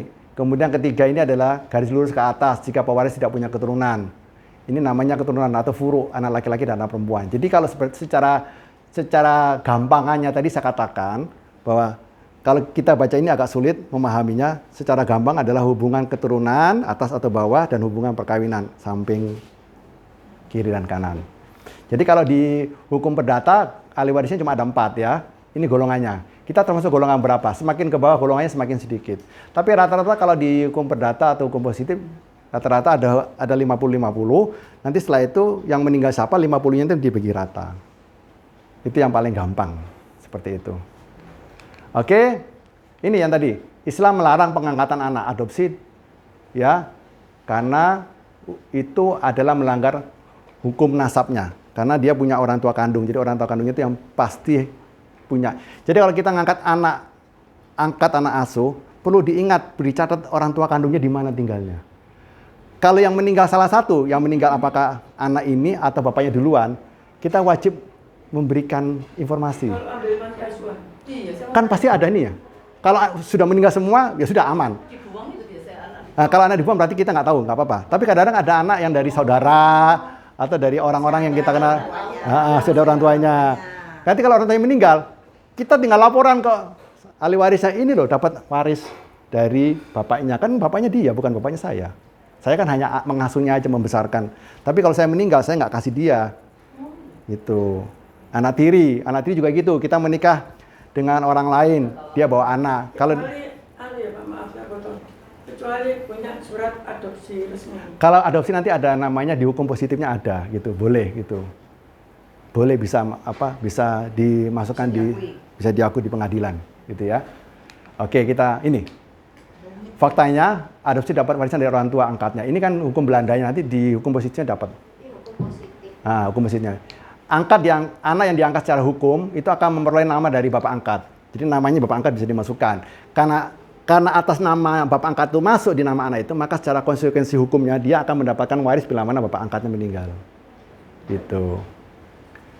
Ya. Seperti itu. Oke, siap. Nah, ini di luar hukum Islam gitu ya. Jadi sebenarnya kalau kata kunci ini dikasih tahu, nanti dia nggak buka asuransi gitu. Gitu ya. Oke, baik. Yang nomor 7, nah hampir masuk ke sana. Apakah Bapak Ibu tahu bahwa pembagian warisan melalui hibah atau wasiat bukanlah solusi terbaik dalam perencanaan waris? Jadi ada namanya hibah, ada namanya wasiat selain waris. Pertanyaannya perbedaannya apa? Kan gitu. Kita kan nggak tahu perbedaannya apa. Kita lihat pesan-pesan berikut ini. Sudah? Bisa dapat materinya? Bisa. Oh, ya udah. Bentar. Nah ini perbedaannya ya. Saya kalau ini kan ada hukum perdata Islam dan positif, nggak usah. Susah. Kita yang gampang aja. Ya ini perbedaannya. Ada 2W 1H. Ya, 2W 1H. Kalau di dalam manajemen kan 5W 1H kan. What, when, who, why, when, how. Kalau ini 2W 1H. Waris wakaf, waris wasiat dan hibah. Sekarang kita dari waktu. Yang namanya waris pasti meninggal dulu. Nah, ada orang waris hidup kasih waris. Nanti mayatnya bergerak-gerak, kasihan dong. Ketakutan semua gitu ya. Kalau waris meninggal, ini juga meninggal. Jadi namanya wasiat pemberiannya setelah orang itu meninggal baru dikasih wasiat. Di mana-mana kita udah paham kalau kita lihat film, orang yang meninggal pengacaranya buka surat wasiatnya. Deng. Sudah pasti, gampang kan pemahamannya, logikanya. Tapi kalau hibah ini artinya pemberian. Namanya orang pemberian pada saat masih hidup. Kalau dia meninggal, pemberiannya nanti dilakukan oleh si mayit, menakutkan gitu nanti. Gitu ya. Semua pada tahlilan tiba-tiba dia bangun. Oh ya saya lupa ngasih hibah kepada si Dewi gitu ya. Repot kasih. Penerimanya, kalau waris ada nama kata-katanya ahli waris. Siapa ahli warisnya? Ke samping, kan ke atas dan ke bawah. Yang paling sederhana. Kalau hibah tidak ada kata-kata siapapun, semua boleh. Semua boleh. Yang bukan ahli waris maupun ahli waris boleh. Itu hibah. Karena orang memberi bebas siapa aja. Dan besarannya tidak ditetapkan. Kalau wasiat, Ikatan darah pun bisa. bisa. Ini wasiat, kalau orang punya anak tiri, punya anak angkat, karena dia tidak bisa menerima waris karena bukan ahli waris, dia pakai namanya wasiat. Karena diberikan kepada selain ahli waris. Nah, Bisa itu diberikan selain ahli waris ya. Karena wasiat juga diberikan kepada anggota keluarga, bisa. wasiat boleh anggota keluarga tapi bukan ahli waris. Ini kata-katanya Selain ahli waris. iya. Oh, wasiat selain ahli waris. Iya, Wasiat kepada ahli waris tapi persentasenya dibesarin boleh. enggak boleh. Wasiat itu hukumnya haram ke ahli waris. Karena ahli waris sudah ada jatahnya di sini. Hukumnya sendiri. Nah, Seandainya dia buat wasiat sebelum dia meninggal buat siapa itu nggak bisa. boleh tapi jangan ahli waris. Oh, tetap. Jadi wasiat tidak boleh kepada istri, kepada suami, nggak boleh. Wasiat tidak boleh kepada anak kandung, nggak boleh. Wasiat tidak boleh kepada orang tua kandung, nggak boleh. Kadang-kadang yang di Lombok itu kan bikin wasiatnya kan suami yang meninggal kasih kepada ibu Ningsih, istrinya bahwa rumah ini tidak boleh dijual. Kan dia beri wasiat kepada istrinya. Itu hukumnya. Makanya nggak boleh. Makanya sama anaknya dituntut. Karena anaknya ngerti hukum Islam. Makanya 1/8 itu. Makanya anak menuntut karena dia anak perempuan. Jatahnya kan kalau dia sendiri, jatahnya setengah loh. Ya, tadi itu kan, makanya ibunya kan marah-marah. Air susunya harus dibalas tuh, pakai uang tunai gitu. Jadi nggak boleh ya, pakai ahli waris nggak boleh hukumnya. Ini tidak untuk ahli waris, hanya untuk orang-orang di luar ahli waris. Makanya dikasih namanya instrumen 2 ini supaya orang-orang yang nanti kena Bisa dapat. pagar-pagar di waris bisa menggunakan 2 instrumen ini. Jadi sebenarnya Allah sudah cukup adil karena sudah menggunakan 2 instrumen. Cuma kitanya nggak tahu instrumennya apa gitu maksudnya. Instrumennya apa gitu. Kalau orang tahu instrumennya apa dan tahu bedanya, dia sudah tahu cara menggunakannya. Kalau kita jualan asuransi kan udah jelas tuh produk ini untuk si A, si B, udah paham ini produknya yang jelas yang ini. Besarnya, kalau besarnya ada 6 angka tadi itu, ini besarannya bebas, nilainya, ini ada batasannya nih. Ini nggak boleh sepertiga nih. Kepada orang lain, tapi nggak boleh sepertiga. Karena ada jatahnya untuk ahli waris. Jadi kalau uang saya 1 miliar, yang saya boleh wasiatkan kepada orang lain, saya orang yang mau beri wasiat, saya kasih wasiat ke champion, hanya sepertiga. Karena nilai saya 1 miliar, hanya batasannya 330. Nggak boleh lebih dari 330. Karena, kenapa? Karena ada jatahnya ahli waris. Siapa ahli waris saya? Istri dan anak-anak. Nanti bagian dari waris itu setelah dikurangi wasiat. Jadi hutang dulu, wasiat, baru nanti dibagi waris. Hutang dulu, wasiat. Kecil dong warisan. Justru itu. Karena makanya batasnya sepertiga. Ada utang ya. Jadi kalau saya meninggal, dikurangi dulu hutangnya, dikurangi dulu wasiat ke champion, terus baru nanti bagi waris. Makanya orang-orang ketakutan kalau bapaknya punya wasiat gitu ya. Iya, karena mengurangi jatah sepertiga itu. Dan dia nggak tahu siapa yang dapat wasiatnya itu. Jangan-jangan orang yang dia benci. Kalau dia benci, wah, repot juga nih. Gitu. Yang keempat, hukumnya waris udah pasti hukumnya wajib. Wajib. Makanya orang-orang harus belajar itu kalau orang yang muslim. Makanya nanti kita sering wawancarai. Tahu nggak hukum waris? Kok nggak tahu? Padahal hukumnya wajib loh kamu belajar. Semua orang pasti mati. Kamu kan camat gitu. Saya bukan camat, saya ini bupati. Iya, bupati camat gitu. Sunnah. Kali ini sunnah. Sunnah itu ya tidak wajib. Oke. Baik, ini contoh-contoh yang dimana hibah dan waris, hibah dan wasiat mempunyai suatu dampak-dampak yang tidak bagus. Ini contoh-contoh kasusnya. Saya minta waktu 10 menit ya. Bentar ya, Coach Chandra ya. Ini ya, ini contoh-contoh kasus orang yang pakai hibah dan wasiat masih ada sengketa di pengadilan, masih ada sengketa, karena nggak paham tentang ilmunya, makanya disengketain sampai keputusan pengadilannya keluar, gitu ya. PA ini pengadilan, KIS ini kisaran, PDT perdata. Oke, yang terakhir, apakah Bapak Ibu tahu bahwa ada instrumen keuangan? Nah, yang dapat menjadi solusi perencanaan waris. Karena kita bicara dengan sama orang Muslim, kita ngomongnya syariah, gitu, ya kan? Kan kita bicara hukum Islam sama orang Muslim. Ngomongnya syariah gitu. Oh, nggak tahu Mas. Ayo, Gitu. lanjut bicara. Oh, tahu gitu. Oke. Ini Mas, saya kasih perbedaannya Mas gitu ya. Saya kasih perbedaannya. Ini ada solusinya Mas gitu. Kalau orang-orang hanya pakai tabungan dan sertifikat tanah, kita punya loh namanya paper asset yang bisa membantu itu. Dan syaratnya nggak banyak syaratnya. Syaratnya cuma sederhana dan dia pasti liquid, sudah pasti itu. Dan semua orang pasti paham itu. Kalau yang di sini kan tadi ada orang yang mengambil uang 134 juta kelamaan. Kemudian yang di sini juga begitu. Kasus rumah menjadi sengketa gitu kan. Kalau di sini enggak gitu. Ini beberapa syarat-syaratnya, yang pasti ada polis asli macam-macam. Yang penting agentnya orangnya masih hidup. Kalau orangnya masih hidup gampang. Agentnya masih hidup, tinggal kasihkan urus sama dia. Gitu kan? Agentnya masih hidup dan masih aktif dan bisa dihubungin gitu ya. Selama agentnya susah dihubungin, ya bisa diwakilkan ke kantor yang terdekat. Oke. Kenapa cocok untuk warisan? Ini pasal-pasalnya. Bukan objek pajak. Terus kemudian dalam pasal undang-undang pajak dikecualikan gitu. Tanpa proses berbelit ada hukumnya. Karena kalau di kita asuransi itu kan tidak mengenal hukum waris. Kalau sudah ditunjuk di situ sebagai beneficiary, istri dapatnya 1 miliar ya 1 miliar, tidak perlu 1/8 gitu. Itu paling enak. Dia yang paling enak adalah cash and carry. Langsung orang yang meninggal paling 2 minggu udah cair uangnya. Enaknya gitu. Itu di luar dari uang waris ya? Iya, tapi nanti kalau dia yang meninggal dibagi waris. Kan kalau yang meninggal yang dapat uang, kan dia dapat uang dari yang meninggal, istrinya dapat uang dari suaminya yang meninggal, terus istrinya meninggal juga, kemudian itu yang dibagi waris. Kalau misalkan orangnya nggak punya aset, nggak punya uang, tetap hukum waris diberlakukan. Ya, karena orang surat akta kematian dibuat ada keterangan waris gitu. betul. Jadi gini, Jadi kalau yang punyanya cuma sapi gitu, sapi juga dibagi gitu. sapinya harus dibagi orang, ya dibagi angka atau dijual atau dimilik bersama, gitu. Punya tanah gitu, Ah. sawah. Gitu. Tapi gini, sejelek-jeleknya orang itu pasti punya warisan. Sejelek-jeleknya orang pasti punya warisan. Meskipun cuma seekor sapi gitu ya, motor butut gitu, pasti ada warisannya. Lah, supaya kita itu tidak melanggar hukum agama, kita perlu membagi itu meskipun kita tidak memiliki, gitu maksudnya. Kadang-kadang gini, alah motor butut, tapi nggak apa-apa kita bagi, bahwa masing-masing dapatnya sekian, tanda tangan di situ pembagiannya. Meskipun motor butut, udah motor bututnya kita sedekahkan aja deh. Mau dijual berapa, paling cuma 500.000 dijual gitu ya. Tapi kita sudah menandatangani pembagian bahwa kita sudah membagi secara fikih 1/8, 1/4, 1/6 dan seterusnya kepada ahli waris itu. Meskipun kita nggak memiliki, karena sudah sangat sedikit uangnya.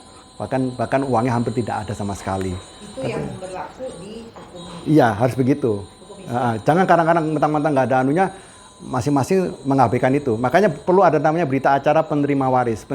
Jadi semua tanda tangan ahli warisnya sudah menerima sekian gitu. Kalau yang bukan orang muslim gitu? Kalau bukan orang Muslim, kan mengikuti hukum perdata. Yang tadi ada 4 golongan. Ada 4 golongan kan. Golongan pertama adalah Tetap itu tabungan dibukukan ya? pasti, karena itu hukumnya kan berlaku nasional.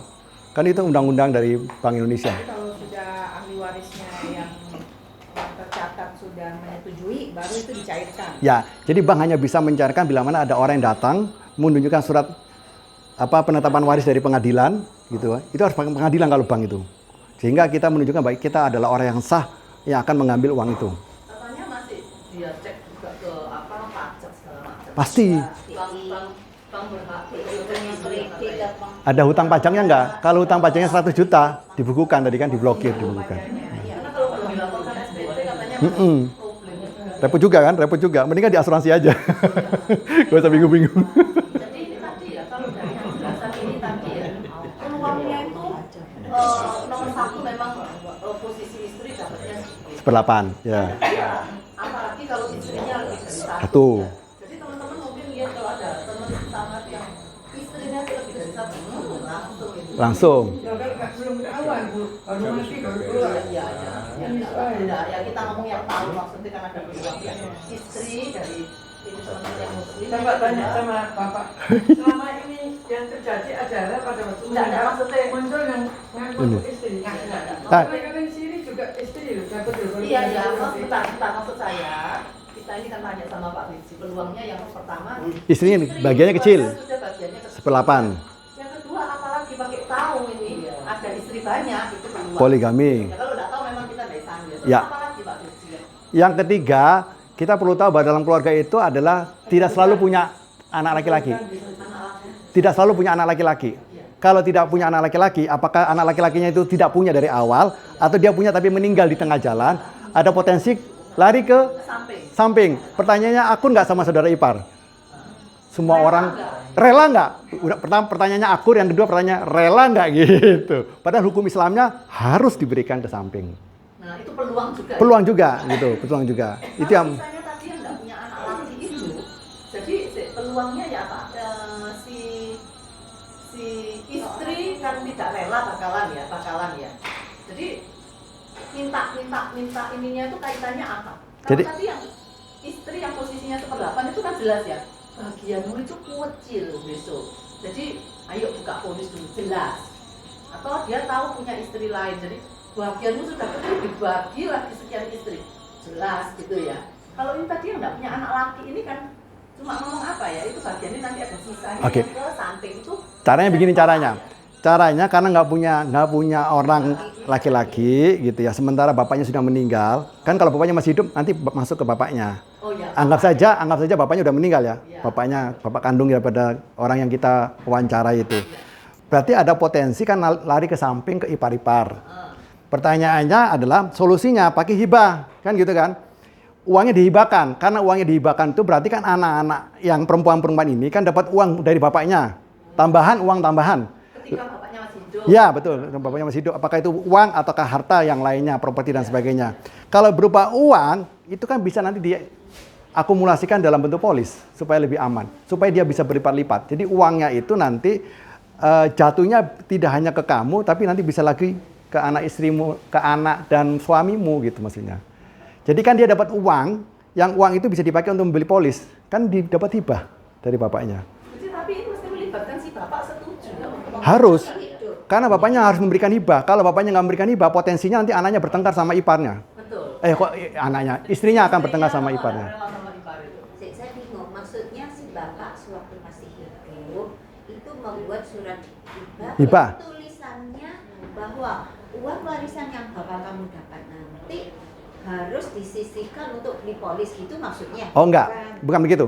Contohnya ya, saya nggak punya anak laki-laki gitu ya.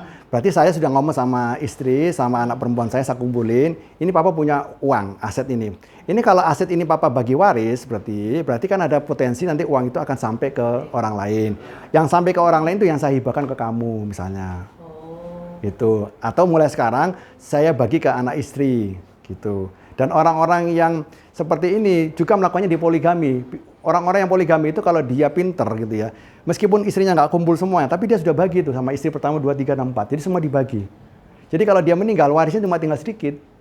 Nggak banyak, nggak sampai Jadi pada waktu kejadian meninggal, oke sudah dipotong hutang misalnya ya. Terus hibah ini sudah selamat dulu ya? Ya, hibah itu harus dilakukan sebelum meninggal. Pada waktu itu sudah selamat. Karena nanti kita perlu ke notaris untuk pembalik namanya, balik namanya. Harus pakai notaris dokumentasi. Kalau nggak pakai notaris atau dokumentasi, nanti kita hibahnya nggak lengkap. Kalau perlu pakai proses-proses pengadilan supaya nanti mengakui itu betul-betul hibah. Dan hibah itu kalau dalam bentuk orang tua ke anak, itu harus disaksikan semua anak-anaknya. Harus adil, harus ada saksi. Jangan sampai nanti anak menuntut satu sama lain. Bapakku ngasih hibah rumah. Oh, enggak tahu. Ini cuma dikasih mobil, rumah sama mobil nilainya 10 kali lipat. Mobilnya harga sekian, rumahnya sekian. Nah gitu maksudnya. Jadi kita harus hidup ya. Harus ketika hidup ya. Jadi hibah itu harus ada unsur keadilan ya. Jangan sampai hibah itu nggak unsur keadilan, kasihan. Anak-anak itu nanti. Kalau gitu berarti ya pada misalnya dia waktu hidup dia sudah kasih hibah kan sebesar yang tadi misalnya kemungkinan ke samping ya sudah dihibahkan gitu. Betul. Terus kemudian pada waktu meninggal berarti kan ya hartanya tinggal sisa. Sisanya tetap kan harus dibagi berdasarkan persentase Betul. tetap ya. Betul. Cuma artinya dari jumlah yang sedikit. Iya, betul. Karena orang meninggal kan harus dibagi 6 angka. Tadi angkanya sudah pasti 6 angka. Cuma kan angkanya jadi lebih kecil karena sudah dihibahkan di depan. Ya, nominalnya lebih kecil. Dan hibah itu mempermudah proses administrasi karena orangnya masih hidup. Mau tanda tangan pindah harta, mau tanda tangan balik nama kan orangnya masih hidup, dibawa ke notaris, digeret-geret juga enak gitu maksudnya. Kalau udah meninggal kan susah kita. Tapi yang paling penting kita perlu edukasi ke masyarakat, kalau hibah itu harus adil dan merata, semua harus tanda tangan. Kalau hibahnya sembunyi-sembunyi, itu potensi digugat di pengadilan. Pasti digugat di pengadilan. Karena ada anak yang pasti nanti, anaknya sih berbakti sama orang tuanya, sama saudara-saudara. Tapi pasangannya kadang-kadang, Mas, iku loh, saudaramu dapatnya sekian, masa kita cuma dapat mobil, Mas? Mobilnya reganya sama ini tok ya. Yang itu dapat rumah, nggak asik gitu maksudnya. Harus sama. Kalau rumah, ada rumah di pinggir jalan, ada rumah di kampung atau di pedalaman. Nggak apa-apa, yang penting nilainya sama. Value-nya sama. Ini 1 miliar kecil, ini 1 miliar, tanahnya 1000 meter. Ini nggak masalah. value-nya kan sama. Tinggal milih, kamu pilih yang di desa atau pilih yang di jalan. Kan tinggal duduk bareng, kamu pilih yang di jalan atau pilih di desa atau di masuk kampung. Jadi supaya belok lagi ke asuransi, disarankan yang hibah itu diurus, minta papanya urus, terus belikan polis lagi. Iya. Jadi makin berkembang. Makin berkembang. Sanjay Tolani kan ngomongnya gini, Sanjay Tolani. Ngerti ya? Sanjay Tolani tahu ya, Tahu Sanjay Tolani. MDRT bilang gini, orang kaya kenapa makin kaya? Karena orang kaya itu warisannya 1 miliar. Dia bikin warisan 1 miliar kepada anaknya. Kalau dia meninggal dia kasih 1 miliar kepada anaknya. Anaknya kan dapat 1 miliar dari orang tuanya begitu orang tua meninggal. Yang 10% dari 1 miliar itu 100 juta dibelikan asuransi lagi senilai 10 miliar karena anaknya masih muda. Dengan uang 100 juta itu dia bisa beli 100 miliar karena asuransinya asuransi yang konvensional gitu ya, yang jiwa yang murah-murah itu. Nanti cucunya dapat uang 10 miliar, beli lagi asuransi lebih mahal lagi 50 miliar. Jadi nah, uangnya uang gratis, uang hibah. Nah, uang hibah harta turunan. Makanya jangan sampai kita kaya 7 turunan tapi begitu ketemu tanjakan tikungan belokan miskin gitu. Gitu kan. 7 turunan doang gitu. Begitu ketemu tanjakan turunan belokan tikungan miskin. Tapi ini nggak perlu nggak perlu dipelajari, susah gitu maksudnya. Nggak perlu disampaikan kepada orang, nanti mumet. Ini ada hukum positif sama hukum Islam. Kan kita mumet gitu ya. Saya juga. Nah, ini aja, ini yang paling gampang. Hukum waris di Indonesia ada 3, hukum perdata, faraid sama adat, gitu ya. Yang ini adalah asuransi. Jadi kalau mau pakai 3 ini boleh, tapi ada kelebihannya dan kekurangannya. Kalau uangnya 1 miliar, hukum perdata, udah pasti harta bersama kan gitu kan. Hukum perdata itu kan hukum positif, anaknya dibagi rata gitu. Uangnya masuk ke istrinya lebih besar. Kalau hukum faraid, istri cuma dapat 1/8. Kalau hukum adat, rata-rata istri atau anak perempuan itu tidak dapat waris loh ya rata-rata. Sedikit. Banyak hukum adat di mana-mana itu rata-rata patrilineal ya. Gitu, bukan matrilineal, apalagi orang Bali. Orang Bali, kalau orang Padang dapatnya banyak. Kalau orang Bali, waduh udah pasti ini. Nggak dapat apa-apa, bahkan diusir gitu ya. Tapi kalau di sini 1 miliar bisa dapat sama 1 miliar semua. Gimana caranya? Silakan hubungi agent yang terdekat. Ya, gitu. Ya Naura, sampai Gemilang itu. Itu lambang kita gitu ya. Nah, makanya ini salah satu rangkumannya. Kadang-kadang gini, orangnya masih hidup, namanya waris planning beda sama manajemen planning. Manajemen planning PDCA-nya, plan do check action-nya masih hidup semuanya. Makanya waris planning harus disampaikan sejak awal pas saat orangnya masih hidup. Waris planning itu harus begitu. Perencanaan waris harus orangnya masih hidup. Kalau orang yang sudah meninggal, sudah bukan waris planning, namanya konflik planning. Itu. Benar, nanti di awal kita merencanakan konflik. Ya udah, jadinya konflik betulan. Sampaikan kepada istrinya sama pasangannya. Aku punya harta itu ini, aku punya hutang itu ini. Tapi jangan khawatir, hutangku lebih sedikit daripada hartaku. Apalagi aku punya polis, punya ini, punya ini, punya ini. Jadi kalau dijual atau dicairkan, nutupi semua hutangku. Yang kedua, pastikan suami-suami itu, ini ibu-ibu ya, ini saya kasih bocoran nih. Pastikan suami-suami semuanya yang ada di sini, tidak hutang kepada perorangan. Karena hutang kepada perorangan itu tidak ada bukti resminya. Tapi dokumennya sudah dibawa sama orang yang bersangkutan. Misalnya gini, saya ini orang proyek. Ko Chandra, aku tuh punya proyek yang ada di Pemprov Jatim, itu senilai 10 miliar. Uangku kurang 2 miliar. Nanti aku kerja 3 bulan, nanti uangnya akan cair gitu. Keuntungannya. Aku pinjam 2 miliar, iki sertifikat Omaigi, tak serano sampean Ko Chandra. Ko Chandra kirim 2 miliar ke saya, 10 miliar ke saya. Saya pinjam 2 miliar. Karena uangku cuma 8 miliar. Kirim 2 miliar, aku nggak ngomong istri. Nilalah, aku tanda tangan dia, surat-suratnya semua tanda tangan, kita berdua aja. Nilalah aku meninggal, datang ke sini. Nagih. Bapak itu punya uang 2 miliar, utang. Loh buktinya mana ini? Buktinya, surat utang piutangnya. Ini jaminan rumahnya, sertifikat rumah. Gak ngerti deh. Jadi gimana itu? Makanya pastikan sama suami-suami itu, kalau perlu ditodongin pistol.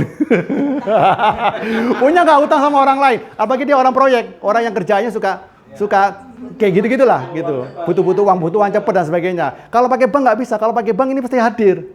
Pasti hadir, lembaga keuangan pasti hadir pasangannya, pasti hadir. Tapi kalau sama Ko Chandra, sama Ko Alfian, Pak Chandra nggak mungkin lah dia akan datang gitu. Koco dewe wis 2 miliar kiriman wis iki gowon sertifikat omah. Kasihan dia nggak punya rumah loh dia itu. Rumahnya nanti tinggal dia membayar 2 miliar nggak mungkin gitu kan. Sementara aku utangku tagihanku sama Pemprov Jatim juga nggak bisa keluar, tersendat karena aku udah meninggal duluan. Mau nggak mau kan direstrukturisasi ulang pembayarannya, seperti itu. Ini, kemudian rapikan dokumennya. Makanya sejak sekarang orang-orang itu berhubungan dengan dokumentasi atau berhubungan dengan akte-akte perlu dirapikan supaya nanti kalau ada apa-apa tinggal ngambil aja di laci pek gitu. Kadang-kadang kita ini lemah di situ dokumentasi. Mbak orang kaya, mbak orang miskin, orang pejabat pasti lemah di situ. Apalagi udah pernah kebanjiran, udah kebakaran, pindah berkali-kali, hilang kabeh wis. Gitu ya. Udah pernah kebanjiran, kebakaran, pindah berkali-kali, kecurian, hilang kabeh wis. Gitu. Susah, kasihan ini. Ya, ini yang paling penting. Pesan sponsornya. Lengkapi dengan polis asuransi jiwa gitu. Karena kalau kita mau bundling harus begini, ada namanya sertifikat kita bundling untuk menghindari konflik waris atau konflik planning. Oke, ini yang saya mau sampaikan. Oh, boleh. Sorry, boleh. Oke. Karena kalau kita mau dibundling itu lebih bagus. Satu, sertifikat rumah atau sertifikat hak milik harus dibanding dengan asuransi. Apakah itu nilai rumahnya, apakah nilai pajaknya. Tapi yang paling aman senilai pajaknya. Dia punya 10 sertifikat rumah, masing-masing 1 miliar. Berarti dia harus punya 10 polis, atau 1 polis senilai 10 miliar, atau masing-masing 10 polis 1 miliaran. Gitu. Kalau AC-nya 1 miliaran. Jangan pakai pajaknya, boleh sih pajaknya aja. Pajaknya kan cuma 10%, berarti dia punya polis 1 miliar untuk membayar 10 pajaknya itu. Tapi kita lebih enak lagi kalau senilai sertifikat rumahnya atau sertifikat tanahnya. Jadi kalau ada apa-apa enak gitu, bandilingnya enak bandilingnya. Bikin bandiling, bikin paket A, B, C, dan C gitu. Oh enak asik gitu. Apa maksudnya itu banding? Jadi gini, kalau kita ketemu orang kaya, apalagi dia orang muslim gitu ya, orang kaya, orang kan tuan tanah di mana-mana. Kalau orang tuan mobil jarang, kecuali makelar mobil gitu ya. Kalau tuan tanah pasti di mana-mana banyak tanahnya. Sertifikatnya ada berapa, Mas atau Pak gitu? 10. Wes, 10 itu nilainya berapa totalnya semuanya? 20 miliar. Ya bikin asuransi UP-nya 20 miliar. Jadi nanti dia dapat warisannya yang 20 miliar utuh, tidak dibagi waris, yang 20 miliar ini kan dibagi waris. Ini masih dipotong hutang, kalau ini kan enggak. Yang dipotong hutang kan yang ini kan enggak. Ini sudah jatuh ke beneficiary-nya kan. Yang 25 UP itu. Potong pajak lagi macam-macam. Belum lagi jual belinya susah karena sekarang orang jual rumah, tanah nggak laku-laku gitu. Nah, ini tahap-tahapnya waris planning. Nah, seperti ini nanti dikatakan kepada semua orang, inilah unsur waris planningnya. Bukan lagi PDCA, tapi kita mendata semua aset, kita mendata semua liabilities, kita belajar hukum waris. Nanti kalau mau belajar hukum waris, panggil saya. Iya, promosikan dong saya gitu. Biar nanti saya bisa memberikan ilmunya kepada mereka. Nanti notarisnya silakan pilih notaris masing-masing. Nanti kan dapat komisi lagi dari notaris. Gitu. Kanan kiri dapat, nanti agent properti jual rumah, kita dapat lagi nanti. Nah, itu yang bisa saya sampaikan. Terima kasih atas perhatiannya. Dan saya Virganto Budi Prawo atau Abisang Konsultan mengucapkan terima kasih kepada semuanya. Mohon maaf atas kekurangannya. Semangat pagi! Pagi. Yes. Pak Firji tadi mau nanya mestinya. Saya nunggu selesai. Oh ya, silakan. Bisa. Jadi kalau orang Muslim itu wajib pakai hukum itu. Ya, jadi gini. Gimana? Boleh nggak belok ke hukum perdata itu? Gimana situasinya? Jadi gini. Pakai apa? Boleh pakai apa? Hukum waris itu diturunkan di surat Quran An-Nisa. An-Nisa itu dalam bahasa Indonesianya adalah para perempuan atau para wanita. Artinya Allah sudah berpesan bahwa surat ini kenapa ditaruh di surat yang namanya An-Nisa yang artinya para wanita? Karena potensi waris itu banyak terjadi di para wanita. Makanya Naura itu punya namanya tagline, wanita, waris, dan wakaf. Naura. Disingkat namanya Warna. Wanita, waris, wakaf, Naura. Sehingga kalau sudah masuk dalam Al-Quran, yang kitab sucinya itu berarti semua wajib mentaati tanpa syarat, tanpa negosiasi, tanpa tawar-menawar. Wajib. Tua muda, kaya miskin, semuanya harus ikut itu.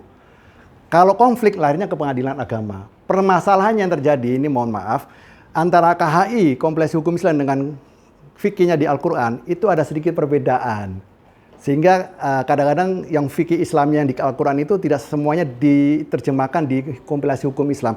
Karena begitu masuk ke pengadilan agama, itu berarti yang sudah berkonflik pasti akan masuk ke pengadilan agama. Kalau yang tidak berkonflik, itu diselesaikan sendiri di dalam keluarga. Kalau sudah berkonflik, rebutan waris, rebutan harta, perceraian, kemudian gonogini dan macam-macam, pasti ke pengadilan agama. Itu nanti hukumnya kompleks hukum Islam. Kompleks hukum Islam itu nanti ada sedikit perbedaan. Jadi nggak semuanya yang saya ajarkan ini mengikuti. Contohnya gini perbedaannya. Komulasi hukum Islam mengenal harta bersama. Mengenal harta bersama. Kalau di fikih Islam, di Al-Quran tidak ada harta bersama. Jadi kadang-kadang wanita tuh pinter, dibawa ke pengadilan agama supaya dia dapat harta bersama. Karena kalau orang bercerai, itu kalau orang bercerai itu kan pasti ke pengadilan agama. Di pengadilan agama dikatakan bahwa ini harta wajib dibagi dua. Suami 50%, istri 50%. Kalau cerainya biasa, di dalam Islam, nggak ada kita bagi dua. Kita hanya menanggung biaya anak kita selama beberapa bulan atau beberapa tahun, atau kita memberikan nafkah kepada istri kita maksimal 3 bulan. Misalnya seperti itu. Nah, itu yang apa? Enggak, saya mengalami kemarin tadi bilang. Oke. Maka sebab itu di Islam itu sangat dianjurkan mas kawinnya harus mahal. Supaya kalau istri ditinggal cerai, dia punya uang dari mas kawinnya itu. Itu. Jadi kan salah satu pendapatan istri itu kan selain nafkah, perhatian, salah satu pendapatan istri adalah selain nafkah, warisan dari orang tua sebelumnya dan tadi itu hibah, dia adalah dari mas kawin. Makanya mas kawinnya harus mahal. Itu yang terjadi di Sulawesi Selatan, namanya panai, uang panai. Jadi si wanita itu melalui orang tuanya dia menentukan tarifnya. Bayar 300 juta, lu bisa nikahin anak gue. Gitu. Gitu, 300 juta misalnya gitu kan. Jadi laki-laki itu nanti nanggung bersama dengan saudara yang lain 300 juta. Jangan cuma uang cuma berapa juta, 2 juta. Mas kawinnya ada seperangkat alat sholat gitu. Jangan, kasihan nanti. Apalagi dia nggak punya asuransi, mati lagi lah. Tapi Chinese Taokok itu kan mirip ya, kan mesti laki sih. Iya, makanya di mana-mana laki-laki itu kan menjadi tulang punggungnya gitu. Iya, perkawinnya apa? Tadi itu yang ada hukum apa ya? Selama suami istri itu menikah sesama Islam, Ya. kalau ada apa-apa harus yang hukum Islam yang Iya. lain itu ya. Ini jadi gini, hukum Persoalannya saat menikah ya. jadi gini, Kita menikah. hukum adat itu boleh dilaksanakan selama sejalan atau inline dengan hukum Islamnya yang ada di Al-Quran. Selama inline, tapi rata-rata banyak sekali hukum adat yang tidak inline. Makanya hukum adat harus dikalahkan sama hukum Islam. Karena dia kitab sucinya kan di Al-Quran. Jadi dia harus dikalahkan itu. Pertanyaannya banyak orang yang menjunjung tinggi hukum adatnya ketimbang hukum Al-Quran. Itu. Banyak. Di Padang, ya di Padang, maksudnya ya wis kita enggak berluas-luas ke Padang ya misalnya ya. Kita yang umum di sini aja gitu ya. Yang maksudnya kita lebih mengerti. Itu tadi ya itu pertanyaan saya, apakah kalau orang menikah sesama muslim kalau terjadi apa-apa harus itu ya. Nah ini yang muslim kan ini ya Faroid. Yang faraid itu ya. Coba nanti kita tes wawancara ya ke banyak orang di jalan. Siapapun yang kita temui yang muslim-muslim. Apakah dia tahu hukum Islam? Kalau dia nggak tahu sudah pasti nggak dilakukan. Yang tahu aja tidak dilakukan apalagi yang tahu. Kalau nggak tahu berarti pakai hukumnya sendiri. Hukumnya sendiri, pakai akal pikirnya sendiri. Saya menguntungkan. Iya betul, makanya konflik. Kan Nanti yang satu ada yang ngerti dah. makanya di sini kata-katanya adalah akurat, presisi kan. Maka apa hukumnya presisi atau akurat? Karena supaya tidak ada yang saling lebih atau saling kurang. Karena kalau udah lebih dan kurang nanti dolim, nanti ada namanya konflik gitu. Karena konflik itu terjadi karena hak saya itu kurang daripada yang sebenarnya diberikan. Itulah namanya. Misalnya ya, dia kan nggak ngerti gitu ya. Pokoknya namanya agamanya Islam itu karena keluarga gitu. Betul. Ya. Nggak benar-benar mendalami ya. Terus terjadi apa-apa, misalnya meninggal aja deh. Terus dia ke notaris, kan pasti yang pakai hukum perdata itu. Enggak. Apakah notaris itu? Enggak, Bu, tetap faraid itu. Enggak, makanya saya mau tanya, apakah misalnya nggak ngerti ya, apakah notaris akan mengarahkan, oh nggak boleh kamu mesti gini-gini, atau gimana itu? Notaris itu biasanya ada sumpahnya kan? Ada sumpahnya. Kalau dia nanya customer-nya itu muslim, biasanya diarahkan ke hukum Islam. Tapi banyak notaris yang tidak belajar tentang hukum Islam. Banyak yang tidak tahu karena dia banyak yang tidak tahu tentang hukum Islam, dimasukkanlah hukum perdata. Gitu. Bisa juga. Gitu, bisa juga. Bahkan orang Islam aja kalau ada kasus tidak harus ke pengadilan agama kok. Ke pengadilan negeri juga bisa, gitu. Bahkan orang Islam sendiri karena saking ada unsur kepentingan, dia nggak mau masuk ke pengadilan agama, dikasuskan di pengadilan negeri. Bedanya pengadilan agama dengan pengadilan negeri, gini bedanya. Pengadilan agama itu, kasus itu harus buktinya lengkap baru mau disidangkan. Baru mau disidangkan. Sementara ini banyak orang yang berkasus, yang berkonflik, itu kan tidak punya bukti lengkap. Yang penting orang ini digugat dulu. Lah kalau orang ini mau digugat dulu, yang paling gampang adalah pengadilan negeri. Karena pengadilan negeri tidak perlu bukti lengkap, langsung disidang, pembuktiannya nanti di sidang. Itulah pengadilan negeri. Ini ngomong Tapi misalnya kan ada partinya, Pak. Ada tidak cerai, partinya. meninggal misalnya. Ya apapun itu, kasus-kasus. Dia ke Oh, kalau- nggak perlu pengadilan, cuma ke notaris. Gitu, Iya, meninggal ya. kalau meninggal kan perpindahan harta. Notaris itu boleh aja nerima gitu ya misalnya. Kalau orangnya itu, misalnya katakan ya itu orangnya agamanya Islam tapi dia nggak ngerti, ya kan? Pasangannya meninggal, dia ke notaris karena mungkin berteman dengan yang lain yang non Muslim ya. Taunya dia ke notaris gitu. Nah, apakah kayak gitu tuh notaris itu ya harus menerima terus dia melakukan dengan hukum perdata atau menganjurkan dia? KTP-nya, Bu. KTP-nya. Jadi notaris itu kan di dalam kode etiknya atau sumpahnya kan dia harus menganjurkan sesuai dengan agamanya masing-masing. Kalau Islam ya harus pakai hukum Islam, gitu. Hukum Islam. Bagi dia nanti kan dapat surat pengakuan dari surat kelurahan atau kecamatan, ini ahli warisnya bagiannya seperti itu. Pertanyaannya kalau dia ke notaris yang tidak paham tentang hukum Islam, kan dia idealnya begini, jangan ke saya Mas ya, saya kasih referensi ke teman saya yang ngerti paham hukum Islam. Kalau dia yang paham, tapi kalau dia orangnya tamak dan binti rakus, dikerjain sendiri pakai hukum perdata. Bisa ya terjadi gitu. Gitu. Bisa karena dia kan tidak menjalankan sumpah dan kode etiknya secara benar. Dokter kan harus punya sumpah. Juga itu. Bisa gitu. Kalau suaminya Islam, istrinya bukan Islam, itu hukuman. Jadi gini, kan sebenarnya perkawinan itu adalah satu agama. Kalau nanti di dalam pernikahan itu yang meninggal adalah sang suami kan Islam. Berarti kalau pakai hukum Islam gitu. Nah, pertanyaannya pada saat menikah itu istrinya ikut agama mana? Kalau agama masing-masing Islam bisa berjalan pernikahan itu. Karena yang Islam laki-laki, tapi kalau yang Islam perempuan nggak bisa. Lah kalau nanti yang satu agama berarti si istrinya itu kan berarti ikut agama Islam. Tapi kalau ternyata beda agama, ya berarti kalau yang meninggal adalah si istri, berarti dia pakai hukum perdata, hukum positif. Kalau Islamnya yang laki itu setelah menikah gitu. Hijrah. Nah, yang kedua gini, Islam tidak boleh memberikan dan menerima waris kepada orang non-Muslim. Meskipun dia suami istri, karena dia beda agama, dia nggak dapat. Oh aturannya gitu ya? Iya.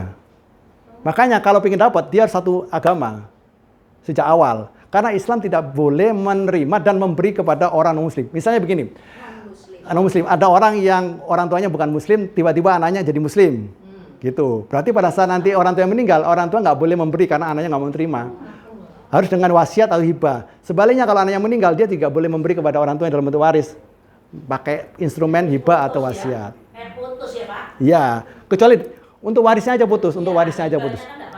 Hibah dan wasiat boleh. Kan masih ada dua instrumen. Siapa, Pak? Hah?